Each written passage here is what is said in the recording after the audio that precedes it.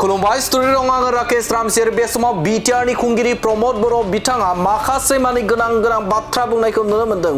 बिटिआरनि खुंगिरि प्रमद बर' बिथाङा फोरमायथिदों जे बे समाव बारग' एनडिबिफोर जाय बिथांमोना जोबथेसालियाव दङमोन एबा एनआइ केस नांनानै जोबथेसालियाव गोलाव सम बिथांमोना जोबथेसालियाव दंमोन आरो बिथांमोनखौ जे सावरायलायनायनि गेजेरजों आसाम फारसे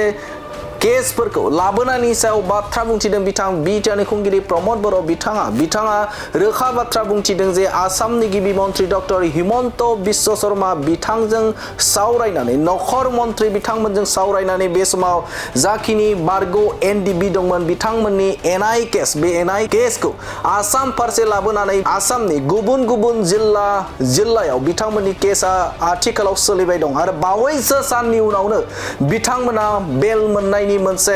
मिजिं दं होननानै बाथ्रा बुंथिदों बिटिआरनि खुंगिरि प्रमद बर' बिथाङा फोरमायथिदों जे सिबिआइ केस नांनानै थानाय साद' बारग' एनडिबिफोर रनजन दैमारिनिजों लाफानानै साद' बारग' एनडिबिफोर बिथांमोननि केसखौबो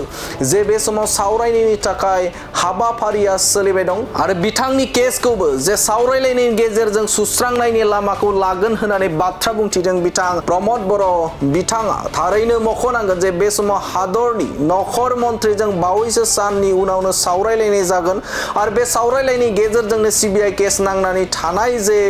बारग' एनडिबिफोर बा एनडिबिनि गायसनगिरि आफादगिरि रनजन दैमारि बे रनजन दैमारिनि जे केसखौबो माबोरैहाय जे जेंनाखौ सुस्रांनो हायो बेनि सायावबो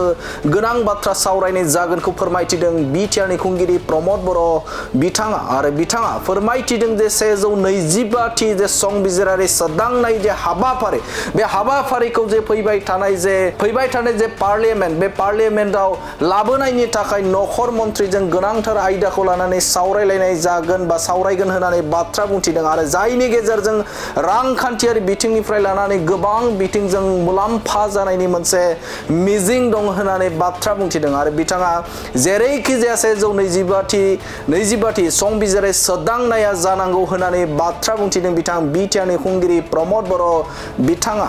जोङो बारग' एनडिबि बिथांमोननि जिखिना एनआइए केसाव दङमोन आसामनि चिफ मिनिस्टार बिथां आरो भारतनि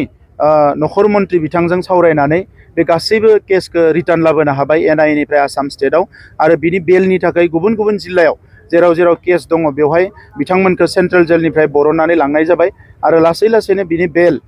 बयखौबो बेल होनायनि थाखाय बेबस्थाया सोलिबाय आरो बेखौ थोंजोङै जोङो बारग' एनडिबिनि जि आफाद दङ बिथांमोनजों जोंनि सरकारनिफ्राय सोमोन्दो लानानै जों खामानिखौ मावगासिनो दङ।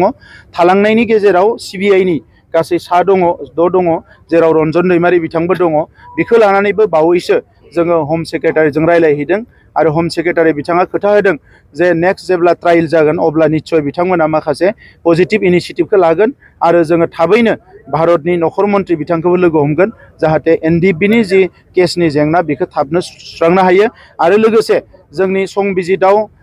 जि मोनसे संशोधन 125th एमेन्डमेन्ट बेखौ लानानैबो जोङो केन्द्र सरकारजों सावरायगोन जाहाथे नेक्स्ट पार्लियामेन्टआव बे एमेन्डमेन्टआ जेरैखि जाया जायो जायनि गेजेरजों जोङो रांखान्थिनि